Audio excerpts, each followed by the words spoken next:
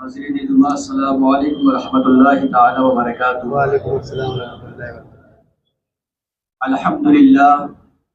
الحمدللہ کفا والصلاة والسلام علی محمد المصطفیٰ ورسولک المرتضی وحبیبک المصطفیٰ وعلیہ ذوی الصدق والصفاء وصحبہ اولی الحب والوفاء وخلفاء سادتنا ابی بکر الصدیق الاکبر وعمر الفاروق العاظم وعثمان غنی ذو النورین واسد اللہ علی المرتضی وولدہ الامام حسن المجتبی وصبتہ الامام حسین الدافع کرب والبلاء وفی الجدات کا بدیہ بطول الزہراء سیدت النساء وابنہ سیدنا عبد القادر غوث الورا وسراج امتہ سیدنا امام اعظم ابی حنیفہ امام ائمۃ الہدی ومجدد العظم لدینہ وملتہ ومرشدنا امام احمد رضا الذي ما زال رددا مخالف السنة محسننا اخذ الرضا اما بعد فاعوذ باللہ من الشیطان الرجیم بسم اللہ الرحمن الرحیم اوتوا العلم درجات صدق اللہ المولانا العظیم وصدق رسولہ النبی الامین المتین الکریم ونحن على ذلك لمن الشاہدین والشاکرین والحمد للہ رب العالمین۔ میرے امام سیدی سرکار اعلی حضرت حضور رحمت عالم جان کائنات فخر موجودات پیغمبر اسلام جناب احمد مجتبی محمد عربی مصطفیٰ صلی اللہ تعالی علیہ وسلم کی بارگاہ میں جب حاضری دیتے ہیں اور ادباً کھڑے ہو کر ارشاد فرماتے ہیں مصطفیٰ جان رحمت پہ لاکھوں سلام، شمع بز میں ہدایت پہ لاکھوں سلام، اور فرماتے ہیں اعلیٰ حضرت کاش محشر میں جب ان کی آمد ہو اور کاش محشر میں جب ان کی آمد ہو اور بھیج سب ان کی شوکت پہ لاکھوں سلام، بھیج سب ان کی شوکت پہ لاکھوں سلام۔ اخیر مصرے میں سیدی سرکار اعلیٰ حضرت فرماتے ہیں مجھ سے خدمت کے قدسی کہے ہاں رضا، مجھ سے خدمت کے قدسی کہے ہاں رضا، مصطفیٰ جان رحمت پہ لاکھوں سلام، شمع بز میں ہدایت پہ لاکھوں سلام۔ اور نہ گھبراؤ مسلمانوں خدا کی شان باقی ہے، نہ گھبراؤ مسلمانوں خدا کی شان باقی ہے، ابھی اسلام زندہ ہے ابھی قرآن باقی ہے، ابھی اسلام زندہ ہے ابھی قرآن باقی ہے۔ اور یہ کافر کیا سمجھتے ہیں جو اپنے دل میں ہنستے ہیں، یہ کافر کیا سمجھتے ہیں جو اپنے دل میں ہنستے ہیں، اور ابھی تو کربلا کا آخری میدان باقی ہے، ابھی تو کربلا کا آخری میدان باقی ہے۔ اور محمد کی محبت دین حق کی شرط اول ہے، محمد کی محبت دین حق کی شرط اول ہے، ہو اگر اسی میں خامی تو سب کچھ نامکمل ہے، ہو اگر اسی میں خامی تو سب کچھ نامکمل ہے۔ آئیے سب سے پہلے عقیدت و محبت کے ساتھ ارواح خدا فدا، جن کی موت سے سمندر کا تموج، جن کی روشنی سے سورج کا تنور، جن کی حرکت سے قمرین کا تحرک، جن کی سانس سے کائنات کا تنفس، جن کی مسکراہٹ سے دنیا کا تبسم، جن کی خوشبو سے پھولوں کا تعطر، جن کی حرکت سے قمرین کا تحقر۔ آئیے اس رسول ہاشمی کی بارگاہ میں درود شریف پڑھیں گے جن کے بال مبارک کو وقت کے قلندر نے دیکھا تو قلم سے کہا لکھ، تیل کی بوندیں ٹپکتی نہیں بالوں سے رضا، تیل کی بوندیں ٹپکتی نہیں بالوں سے رضا، صبح عارض پہ لٹاتے ہیں ستارے گیسو۔ اس رسول قرشی کی بارگاہ میں درود شریف پڑھیں گے جن کے ہاتھ مبارک کو وقت کے عشق نے دیکھا تو قلم سے کہا لکھ، ہاتھ جسم تو اٹھا غنی کر دیا، ہاتھ جسم تو اٹھا غنی کر دیا، موج بحر سماحت پہ لاکھوں سلام۔ اس رسول قرشی کی بارگاہ میں درود شریف پڑھیں گے جن کے لب مبارک کو وقت کے عشق نے دیکھا تو قلم سے کہا لکھ، پتلی پتلی گلے قدس کی پتیاں، پتلی پتلی گلے قدس کی پتیاں، ان لبوں کی نزاکت پہ لاکھوں سلام، ان لبوں کی نزاکت پہ لاکھوں سلام۔ اس رسول قرشی کی بارگاہ میں درود شریف پڑھیں گے جن کی بشارت کو وقت کے قلندر نے دیکھا تو قلم سے کہا لکھ، جس طرف اٹھ گئی دم میں دم آ گیا، جس طرف اٹھ گئی دم میں دم آ گیا، اس نگاہ عنایت پہ لاکھوں سلام، اس نگاہ عنایت پہ لاکھوں سلام۔ اس رسول ہاشمی کی بارگاہ میں درود شریف پڑھیں گے جن کے ہاتھ مبارک کو وقت کے عشق نے دیکھا تو قلم سے کہا لکھ، ہاتھ جس سمت اٹھا غنی کر دیا، موج بحر سماحت پہ لاکھوں سلام۔ اس رسول قرشی کی بارگاہ میں درود شریف پڑھیں گے جن کے حسن کو 1400 سال پہلے حضرت حسان نے دیکھا تو اپنے آپ سے کہا کیا، وَأَحْسَنُ مِنْكَ لَمْ تَرَقَّتْ عَيْنِي وَأَجْمَلُ مِنْكَ لَمْ تَلِدِ النِّسَاءُ خُلِقْتَ مُبَرَّأً مِنْ كُلِّ عَيْبٍ كَأَنَّكَ قَدْ خُلِقْتَ كَمَا تَشَاءُ۔ یا رسول اللہ صلی اللہ تعالیٰ علیہ وسلم، میری آنکھوں نے آپ جیسا بیوٹیفل، آپ جیسا ہینڈسم، آپ جیسا خوبصورت، آپ جیسا پرسن کسی کو دیکھا ہی نہیں۔ یا رسول اللہ صلی اللہ تعالیٰ علیہ وسلم، آپ جیسا بیوٹیفل، آپ جیسا خوبصورت، آپ جیسا اسمارٹ دھرتی پر کسی ماتا نے جنا ہی نہیں۔ یا رسول اللہ صلی اللہ تعالیٰ علیہ وسلم، اللہ تبارک و تعالیٰ نے آپ کو ہر عیب سے پاک پیدا فرمایا۔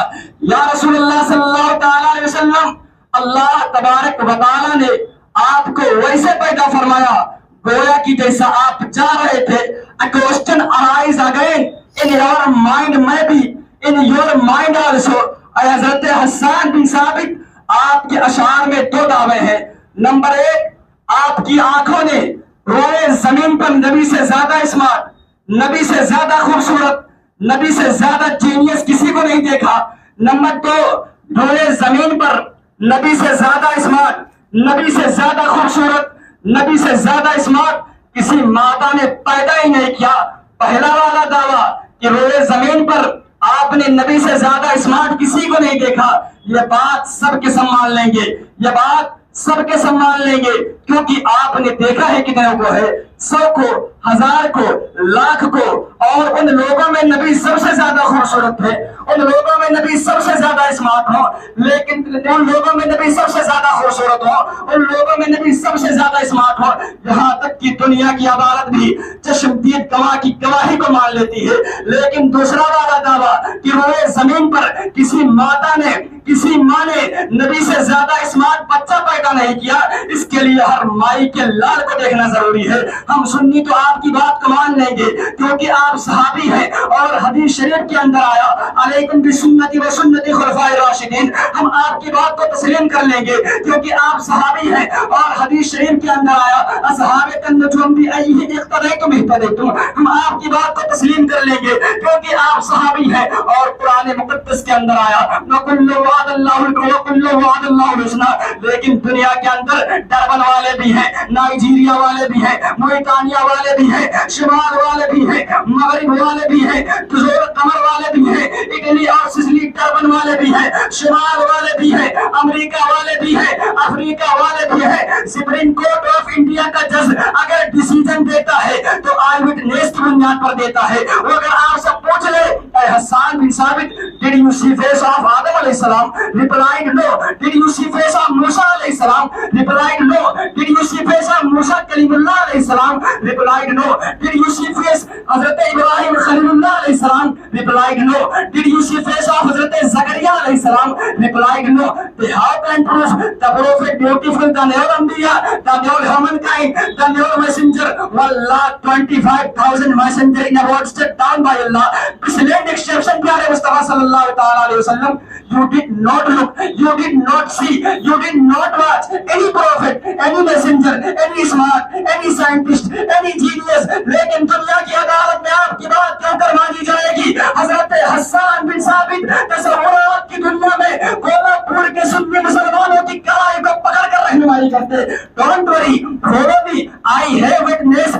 Let's go towards leader of any church named جبریل علیہ السلام سے چل کر پوچھ لیتے ہیں اے جبریل امین کیا آپ نے آدم کو دیکھا؟ کہاں دیکھا نا. کیا آپ نے حضرت موسیٰ کو دیکھا؟ کہاں دیکھا نا. کیا آپ نے حضرت ابراہیم خلیل اللہ کو دیکھا؟ کہاں دیکھا نا. کیا آپ نے حضرت ابراہیم ضرور حضرت ابراہیم خلیل اللہ کو دیکھا؟ کہاں دیکھا نا. کیا آپ نے حضرت اسماعیل ذبیح اللہ کو دیکھا؟ کہاں دیکھا نا.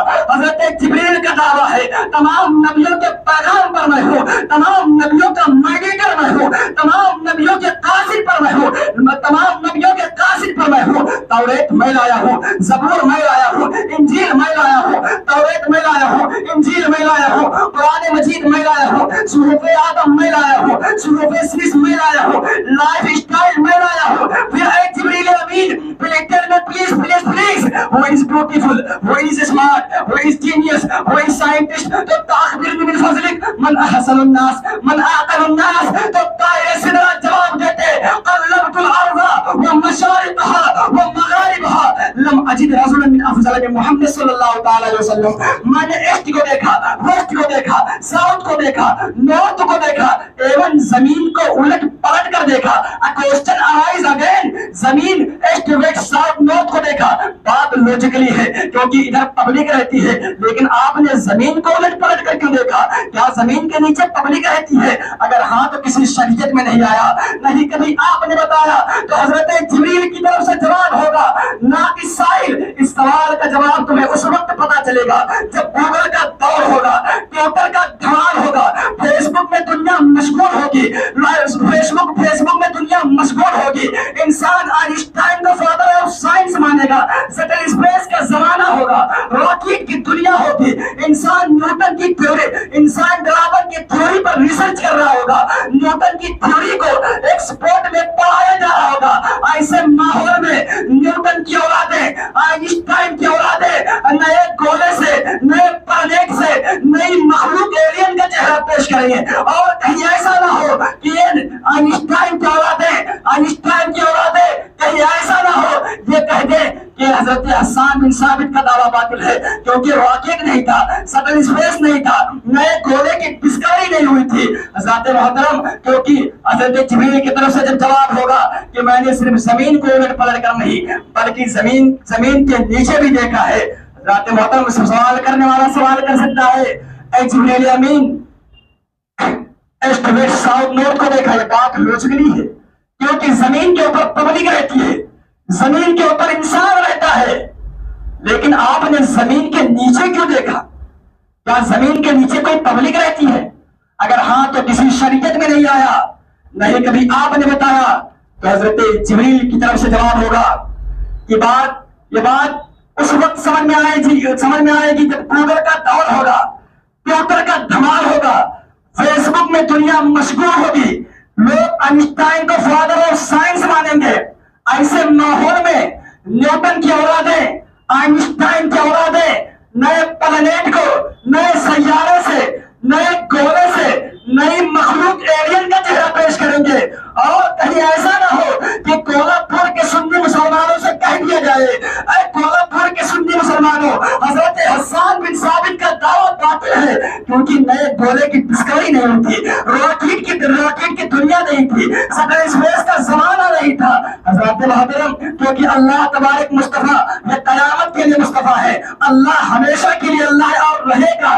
قرآن قیامت تک کے لیے قرآن ہے اور نظام اسلام قیامت تک چلے گا. اس لیے اس رب قدیر نے جب بھی مسلم اور جب بھی حسن مصطفیٰ پر انگلی اٹھے گی چشم دید گواہ کی شکل میں, جیسے کل جبریل کو زندہ رکھا تھا, آج جبریل زندہ ہے اور قیامت تک جبریل زندہ ہوگے. تو حضرت جبریل کی طرف سے جواب ہوگا جب نئے گولے سے نئی مخلوق ایلین کا چہرہ پیش کیا جائے گا, تب حضرت جبریل کی بات سمجھ میں آئے گی کہ میں نے صرف زمین کو ہی نہیں بلکہ قلبہ یقلب تقریباً سے فعل ماضی معروف واحد متکلم کا صیغہ قلبت باب تفعیل کا پاور بولتا ہے, باب تفعیل کا تیور بولتا ہے کہ میں نے صرف زمین ہی کو نہیں بلکہ مرکری کو بھی دیکھا ہے, مرکری کو بھی دیکھا ہے, پلوٹو کو بھی دیکھا ہے, جوپیٹر کو بھی دیکھا ہے, ساتن کو بھی دیکھا ہے. طائر سدرا نے تمام پلانیٹ کو الٹ پلٹ چیر پھاڑ کے دیکھا, اس کے بعد تو ججمنٹ دیا ہے, اس کی طرف کرنے والی میرا امام اچھے رضا،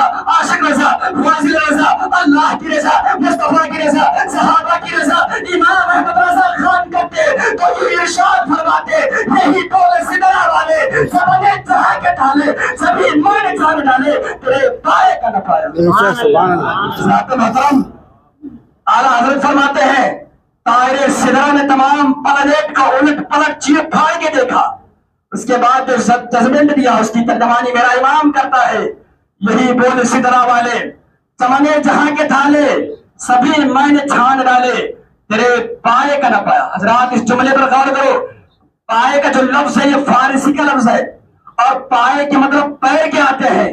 اعلیٰ حضرت کا عقیدہ دیکھو، اعلیٰ حضرت فرماتے ہیں تیرے پائے کا نہ پایا۔ ارے مصطفیٰ کریم کے حسن کی بات چھوڑو، مصطفیٰ کریم کے قدم مبارک کے جیسا کسی کو لا کر دکھا دو۔ حضرات حضور صلی اللہ تعالی علیہ وسلم جب اس دنیا میں تشریف لائے یہ بات اب ڈکلیئر ہو گئی کہ ہمارے نبی سب سے زیادہ اسمارٹ ہے، ہمارے نبی سب سے زیادہ خوبصورت ہے، یہ بات یہیں پر ختم۔ پھر میں آپ کو بتاؤں جب حضور صلی اللہ تعالی علیہ وسلم اس دنیا میں تشریف لائے تو پورے گلف کنٹری میں only on 17% people able to reading, writing and study۔ حضور صلی اللہ تعالی علیہ وسلم جب اس دنیا میں تشریف لائے تو only on 17% people able to reading, writing and study۔ only on 17 لوگ صرف لکھنا اور پڑھنا جانتے تھے۔ جب حضور اس دنیا میں تشریف لائے تو صرف اور صرف 17 لوگ ایسے تھے تو لکھنا اور پڑھنا جانتے تھے۔ حضور نے علم پر اتنی توجہ دی، اتنی توجہ کہ جب آپ اس دنیا سے تشریف لے گئے تو 1,25,000 لوگوں کو لکھنا اور پڑھنا سکھا کر گئے۔ حضرات تعلیم کی اہمیت کا اندازہ آپ اس سے لگا سکتے ہیں کہ جنگ بدر میں جو لوگ مصطفیٰ کریم کو قتل کرنے کے لیے آئے تھے، جو لوگ مصطفیٰ کریم کو قتل کرنے کے لیے آئے تھے، جب ان لوگوں کو گرفتار کیا گیا تو مصطفیٰ کریم نے ان لوگوں کو ایجوکیشن کے بدلے میں چھوڑ دیا۔ مصطفیٰ کریم نے فرمایا تم لوگوں کو تعلیم دو، بدلے میں تمہیں آزادی دوں گا۔ قاتل مصطفیٰ کو ایجوکیشن کے بدلے میں چھوڑا جا رہا ہے، تو اس سے محمد حسین قادری اس نتیجے پر پہنچا ہے کہ مودی، یوگی، ڈونالڈ ٹرمپ یہ سب ڈینجرس نہیں ہے، بلکہ اس سے کہیں زیادہ ڈینجرس مسلمانوں کی الٹریسی ہے، مسلمانوں کی جہالت ہے۔ پوائنٹ نمبر 1 زندگی کسے کہتے ہیں؟ آپ لوگوں کا کہنا ہے یہاں پر جتنے لوگ بیٹھے ہیں سب زندہ ہے۔ اگر کسی کی روح اس کے جسم سے نکل جائے تو اڑوس پڑوس، بال بچے، رشتے دار سب رونے لگتے ہیں، چلانے لگتے ہیں کہ ہاں وہ چلا گیا، وہ اس دنیا سے کچھ کر گیا، وہ مر گیا۔ تو اس سے پتہ یہ چلتا ہے کہ اگر جسم کے اندر روح باقی ہے اس کا نام زندگی ہے، اور اگر جسم سے روح نکل گئی اس کا نام موت ہے۔ آج میں بتاؤں گا کہ زندگی کسے کہتے ہیں، زندگی کس کو کہتے ہیں۔ 1400 سال پہلے پیارے آقا صلی اللہ تعالی علیہ وسلم نے ابو جہل سے کہا ابو جہل مانو میں اللہ کا رسول ہوں، کہا ابو جہل مانو میں اللہ کا رسول ہوں، اگین ریجیکٹ، ابو جہل نے نہیں مانا۔ طائر سدرا تشریف لائے اور پیارے آقا سے ارشاد فرمایا، عرض کیا یا رسول اللہ صلی اللہ تعالی علیہ وسلم یہ مردہ ہے۔ حضرات محترم آپ غور کرو، ابو جہل کے جسم کے اندر روح باقی ہے مگر اسلام بولتا ہے اسلام said his dead، Abu Jahl is walking، Islam said his dead، Abu Jahl is minding، Islam said his dead، Abu Jahl is business، Islam said his dead۔ اور جب اس کے تعلق سے ہم نے پڑھنا شروع کیا، پڑھتے پڑھتے پڑھتے سن 61 ہجری میں وہ منظر بھی دیکھا کہ عباس کا بازو کٹ چکا ہے مگر اسلام بولتا ہے زندہ ہے، اور جو محمد جا چکے مگر اسلام بولتا ہے زندہ ہے، حضرت حسین شہید ہو گئے مگر اسلام بولتا ہے زندہ ہے۔ ہاں ہاں امام حسین سر سر دمشق میں وطن کربلا میں، اور اسلام بولتا ہے وَلَا تَحْسَبَنَّ الَّذِينَ قُتِلُوا فِي سَبِيلِ اللَّهِ أَمْوَاتٌ۔ اب اس میں سوال پیدا ہوتا ہے کہ ابو جہل تو جیتے جی مر کیسے گیا؟ کربلا والے آقا آپ مرنے کے بعد زندہ کیسے ہیں؟ کہ ابو جہل کی طرف سے جواب ہوگا عدالت مصطفیٰ نے مجھے جینے نہیں دیا، کربلا والے آقا بولے محبت مصطفیٰ نے مجھے مرنے نہیں دیا۔ رات زندگی نام ہے محبت رسول کا، اپنی زندگی کو مصطفیٰ کریم صلی اللہ تعالی علیہ وسلم کی محبت میں گزارو، اسی کا نام زندگی ہے۔ اگر آپ کے دل میں مصطفیٰ کریم کی محبت نہیں ہے تو سمجھ آپ بری ہوگی، کیونکہ 1400 سال پہلے ابو جہل سے کہا اللہ کے رسول نے کہ مان لو اللہ کا رسول، نہیں مانا، طاہر صدر تشریف بلائے، کہا حضور یہ مردہ ہے۔ اس سے پتہ یہ چلتا ہے آپ کے دلوں میں اگر مصطفیٰ کریم کی محبت ہے تو آپ زندہ ہیں۔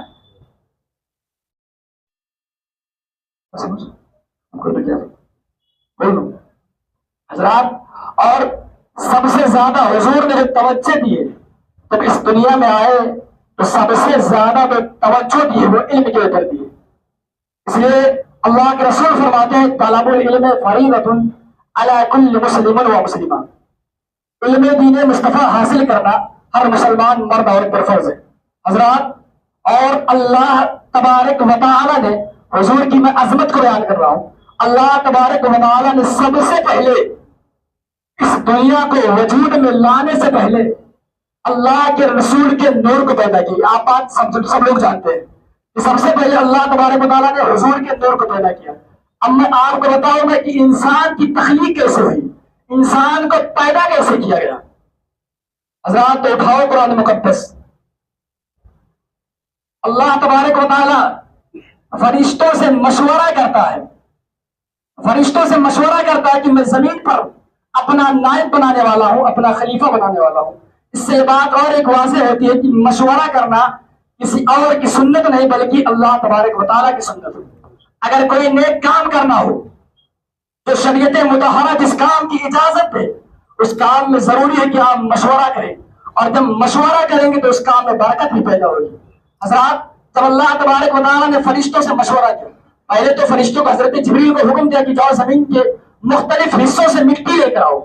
حضرت جبریل گئے، زمین رونے لگی، چلانے لگی۔ حضرت جبریل کا دل نرم ہو، پتھر نہیں تھا، نرم ہوا اور وہ واپس آ گئے۔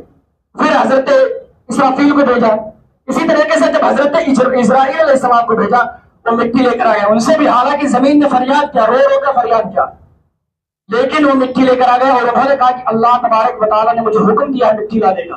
وہ مٹی لے کر آئے، اسی مٹی کو سب سے پہلے پانی میں ڈول کر، اس پانی میں ملا کر اس کو گوندھا گیا۔ اس مٹی کو گوندھنے کے بعد اس کو آگ سے لپٹ دی گئی تاکہ وہ سوکھ جائے۔ پھر اس کو ہوا میں رکھا گیا تاکہ اور اچھے سے سوکھ جائے۔ حضرات محترم، تو اس سے آپ لوگوں کو اندازہ لگانا چاہیے کہ انسان کی تخلیق جو ہوئی ہے وہ 4 چیزوں سے ہوئی ہے۔ پہلا مٹی، دوسرا پانی، پھر ہوا، پھر آگ۔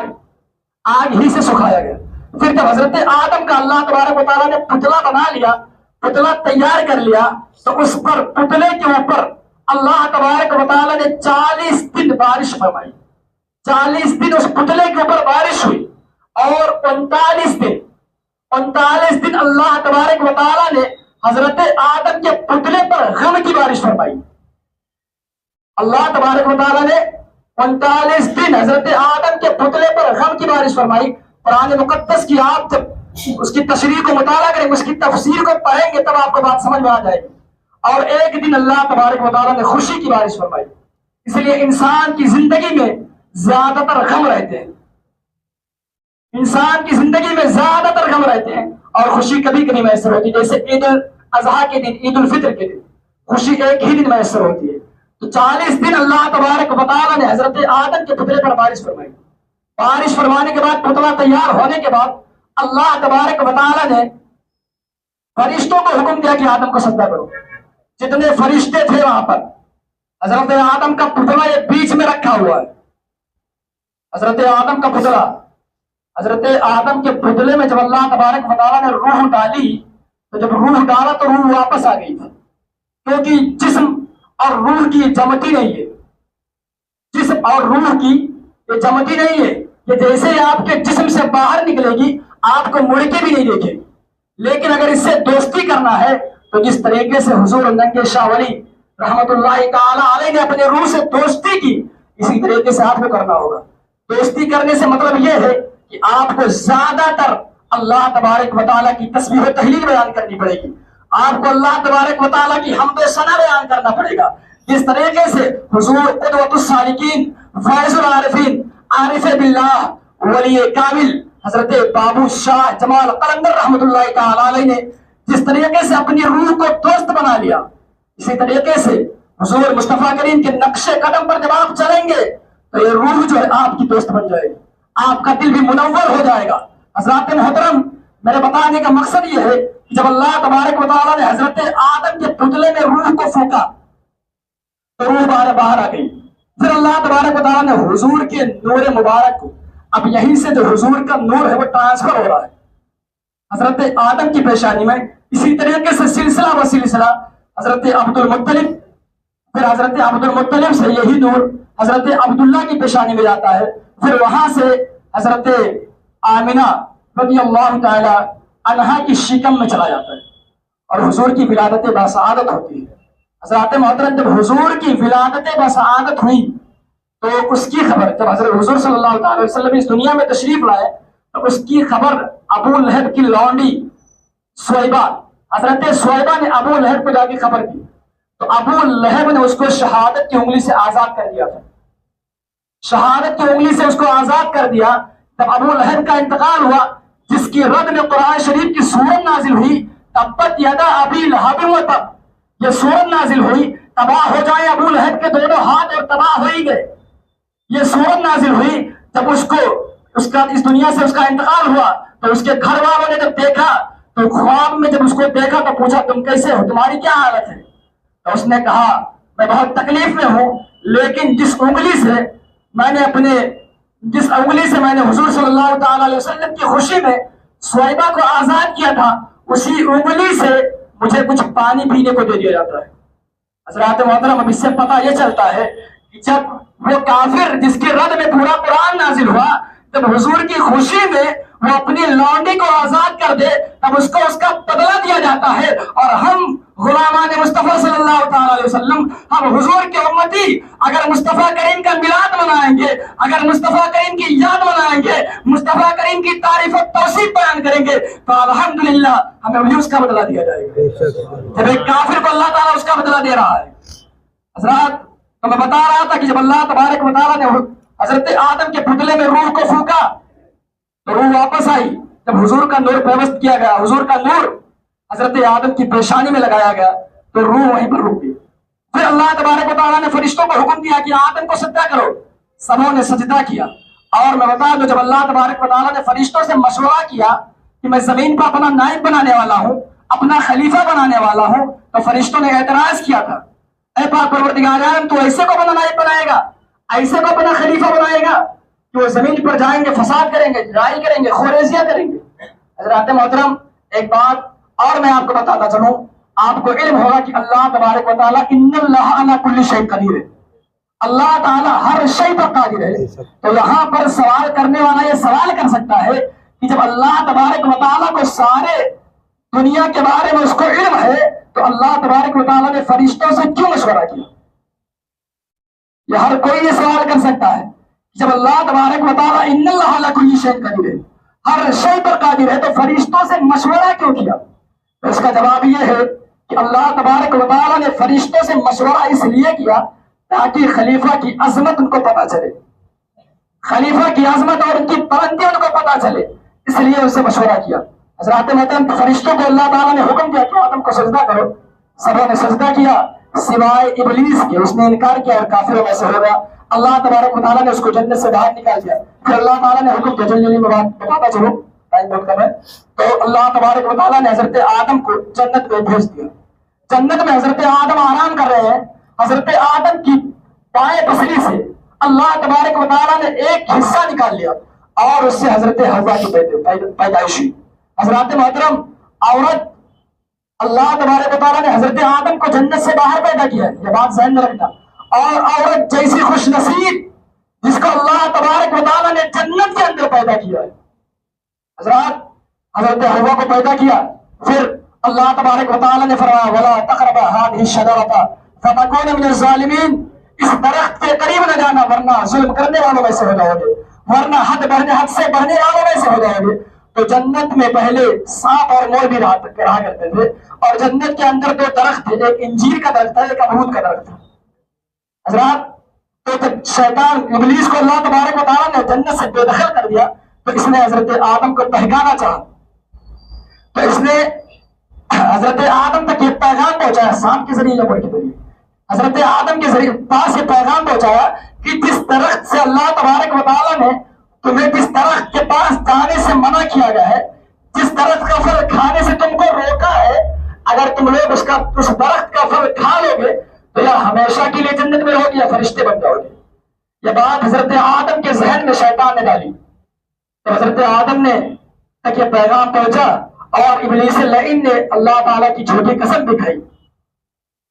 حضرت آدم اس درخت کے قریب گئے اور اس درخت کا پھل کھا لیا، تو اللہ تبارک و تعالیٰ نے حضرت آدم اور حضرت حوا کو جنت سے باہر نکال دیا، اور ان کے ساتھ ساتھ انجیر کا جو درخت تھا، تو حضرت آدم نے جب پھل کھایا تو ان کے جسم سے کپڑے کو ہٹا لیا گیا، اللہ تعالیٰ نے ان کے کپڑے کو لے لیا۔